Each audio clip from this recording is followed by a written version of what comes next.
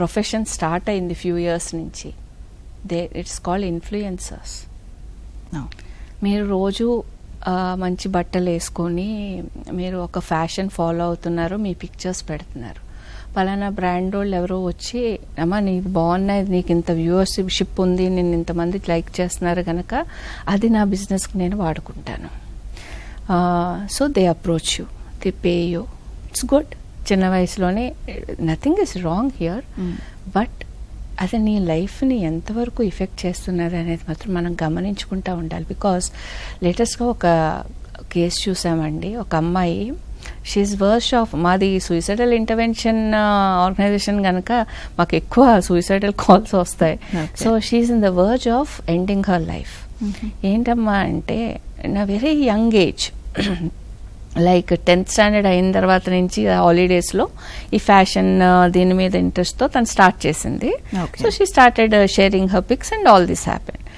చాలా క్లిక్ అయింది. 4 yearsలోనే చాలా సంపాదించింది. చిన్న వయసులోనే ఎక్కువ డబ్బే చూసింది. చూసేటప్పటికి తర్వాత 4 years అయిన తర్వాత డౌన్ అవడం మొదలుపెట్టింది. ఒక టైప్ ఆఫ్ సాచురేషన్ వచ్చేసింది.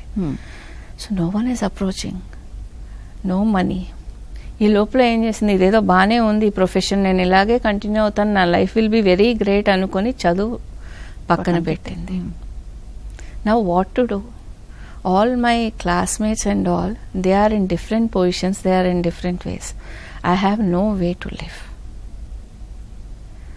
So I believed in this. So we should have plan B, plan C. Life is a bigger picture. Living happily and living for the life itself is the matter.